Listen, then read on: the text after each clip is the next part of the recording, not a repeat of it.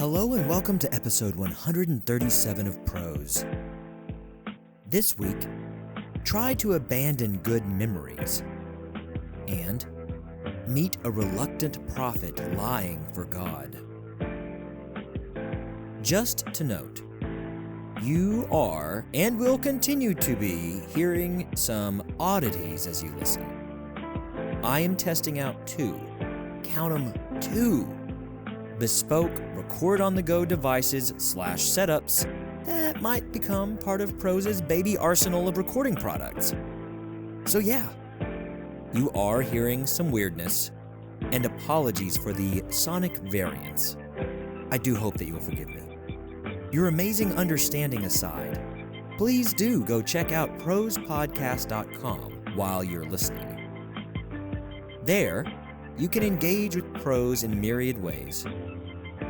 Alrighty, no more announcements. Thanks for listening. Let's get to the tales, shall we? This week we have Erase the Good and Reverberations of Mourning. Enjoy.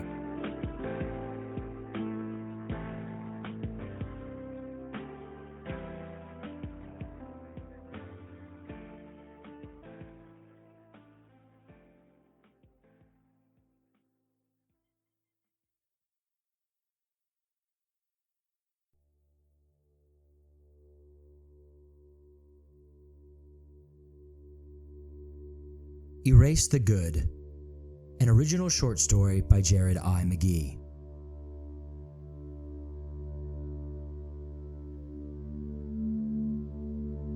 It's not the bad memories that haunt us.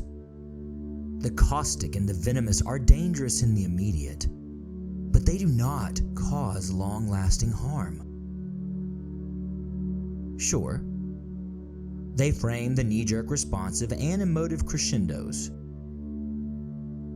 but they are immediate attacks, not sustained pains. It is the good memories, the loving moments etched into the deepest parts of us that cause the most damage. They go beyond lingering. They are strong enough to transport across time and space at a moment's notice. All the usual hallmarks of a potent memory flood back in a blink. All things multisensory. The smells, tastes, sights, sounds, temperature, touches. It's all there. Insidiously, these happy times, now distant, show their power and their agency by taking full control of the unconscious mind.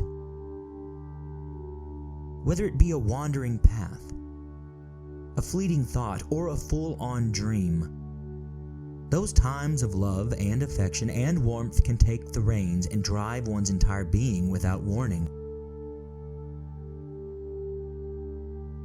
Good memories are strong too. They can overpower the waking mind, and they always dominate the weaker, sadder cousins of vitriol and pain.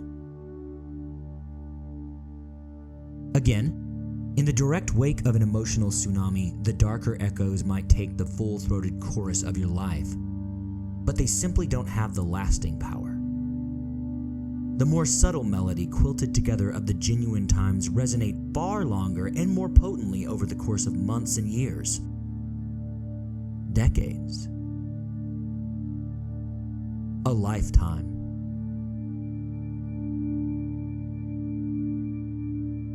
Fingers interlacing at just the right moment while watching Disneyland's light and water show A Whole New World playing in the night.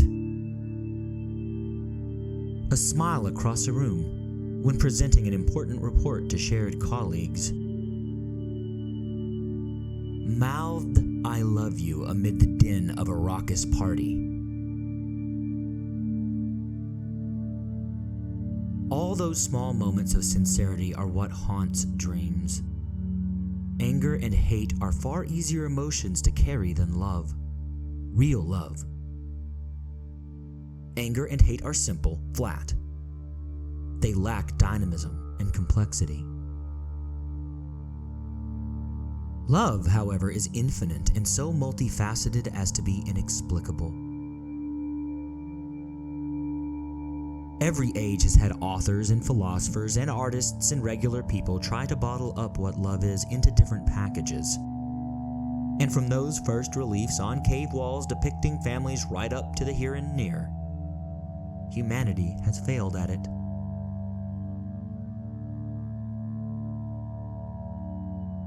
That is why I am striking out to erase the good from memory, to delete the love.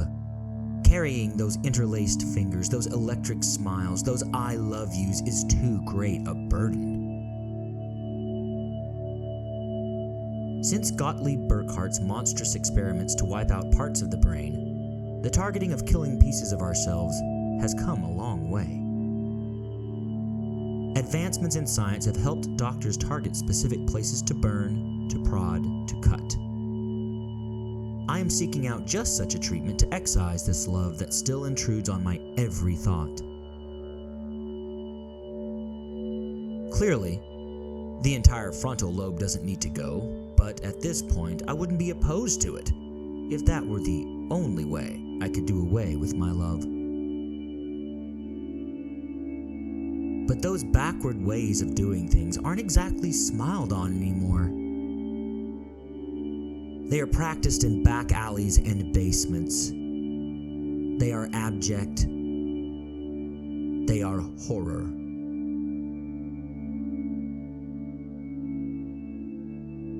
In a more civilized time, we are left with booze and drugs and empty sex and counterfeit relationships to dull pain and try to lessen the potency of memories.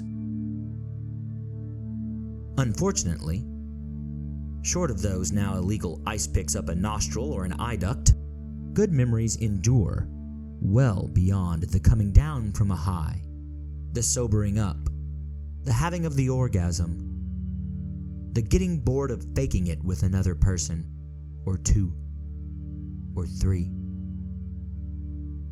or four.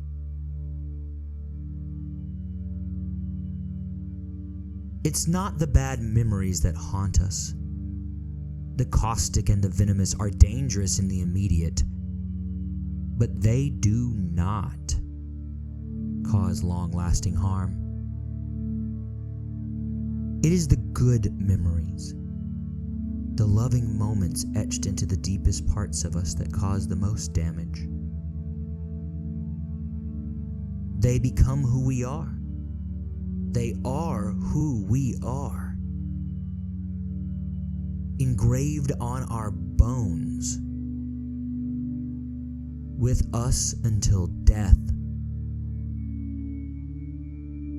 and beyond.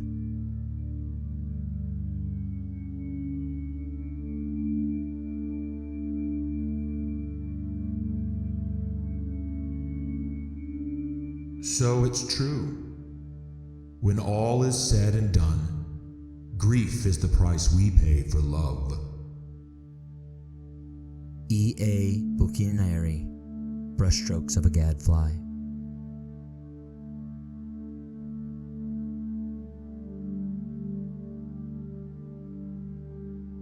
Thank you for listening to Erase the Good, an original short story by me, Jared I. McGee. Please stick around for our next story, a historical fiction account of retelling part of the Old Testament.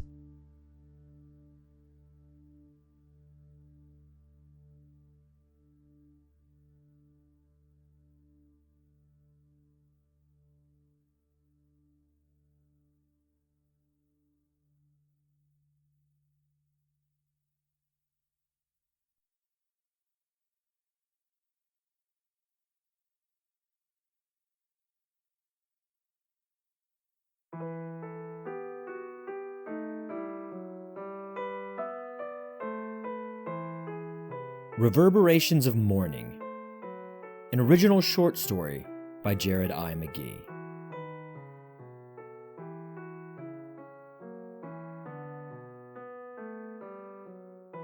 King Yoshiyahu was dead. Judea was lost. The people were scattered across the deserts. Some remained, of course, but not nearly enough. They were laid low. They weren't even really a they at this point. Still, they had enough to sing the dirges. The few voices remaining sang of the loss of their city.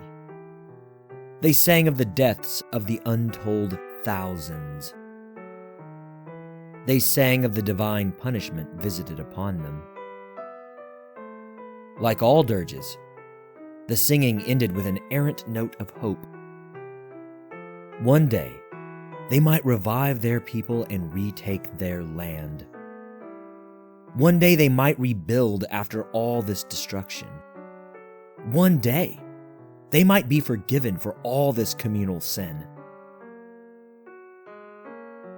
Jeremiah thought on whether anyone would ever know of the pitched battles, the fierce fighting, the countless dead that had once been loved. People he had loved. Friends, family. His heart reached toward nihilism. What was the point in all this? Why keep living when the universe mocked them and their so-called one true God? Had God finally abandoned them? Even a week ago, he would have disciplined his thoughts, reining them in and away from what would, until so recently, he would have considered heresy and a straight path to apostasy. But now, the reality of their situation called for some thinking on this lack of protection. Nothing happened without the approval of Yahweh. This suffering had been approved by Jeremiah's God then, and that tended to make him rethink his own theological holdings. Truisms didn't seem so true as he sat cowering in a cave. Was God even good? Jeremiah had always made the assumption that the great I Am was not to be questioned, that his benevolence was not to be thought mutable or even to be thought upon too terribly deeply. As Jeremiah wrote, he allowed his pondering to flow onto the blank scrolls. He noted this questioning, but his circuitous logic didn't take him back to he and his people's moving away from the reverence and adoration of God. They had gone from near obsessively following the rules set out before them and keeping the covenants of Abraham and Noah and others, to being less pious, he guessed. But was that so bad? They did not outright deny God, but they definitely bucked the strictures they had been so careful to keep to in the past. This was a just punishment. They had broken their word. But surely, the God of all the universe and all the peoples, the one who had chosen them and brought them power and abundance, wasn't so petty. Surely! That type of petulance was something he would have attributed to the gossips that hawked figs in the market, to the pecking busybodies that winked and flounced about amid those hawkers. But not the Almighty. Not Him. Please, let it not be His nature. King Yoshiyahu had been the most reverent of them all. Of those monarchs blessed by the One, he was among the best warriors of and for him. Despite his unfailing loyalty, the king died in sin. There on the plains of Megiddo, just below the small plateau, after so much strength and unity, the ungodly Necho and his pagan gods overcame the great king. Yoshiyahu was laid low by arrows and finished by some unknown, unnamed heathen. Jeremiah had seen all of this, of course. This was his curse. He could see what would be. He could see the unseen.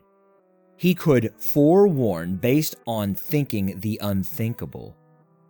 But King Yoshiyahu would not listen, could not listen, which did not make sense to Jeremiah. If his gift were from God, of God, why did he fail at every turn? He knew a prophet's words generally were not swallowed with ease or urgency. But still, gift, curse, he did not know what God was playing at.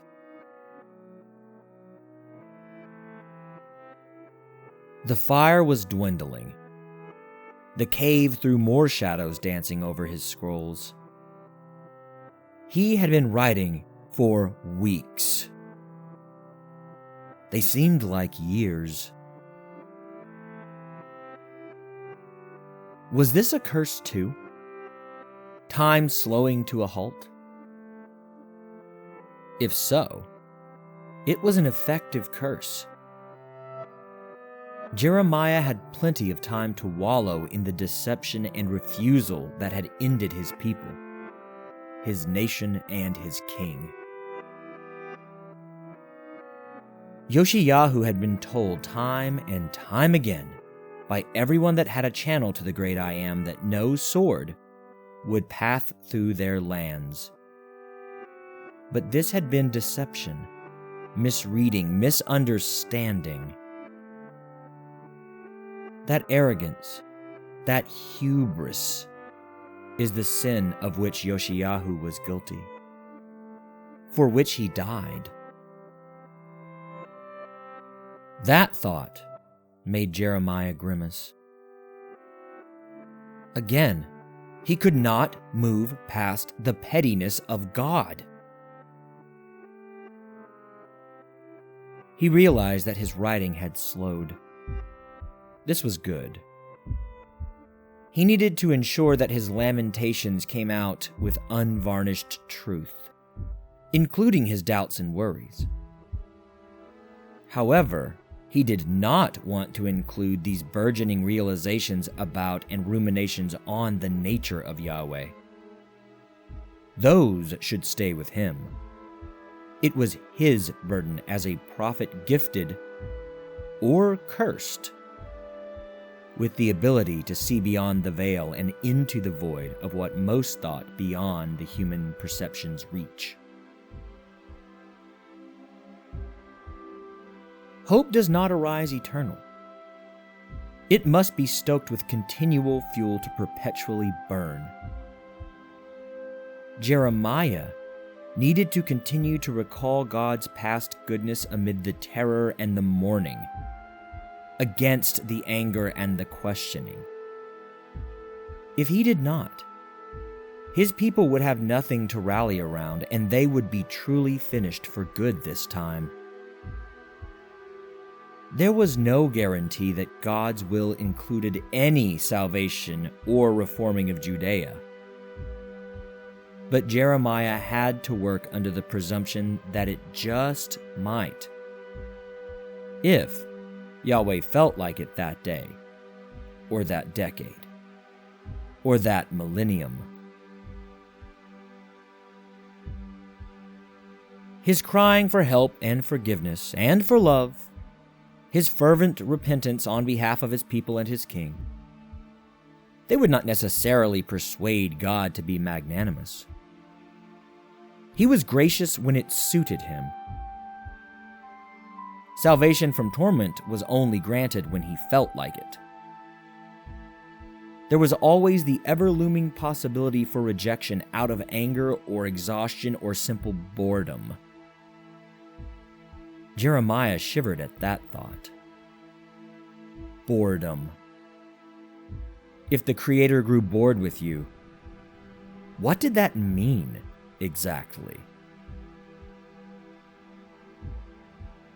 For the sake of their future, he would send out praises amid his mourning. pleas amid the dirges. He would make sure the world would not forget their pain, but he would give this divine creature praise where praise was not due. Jeremiah would placate this voracious need for worship in the hopes that someday the great I Am would turn his attention back to Judea and grant them deliverance. Telling the truth, the whole truth, simply wasn't an option. The crackling of the fire was gone as darkness fully took Jeremiah and ended his writing. He sat alone in the night and prayed he was making the right decision. This was his burden to carry, and he would carry it alone, never letting history know of the complexity and dishonesty that his pain would mask. He thought to pray before letting the darkness fully take him into unconsciousness. But in the end, he thought better of it.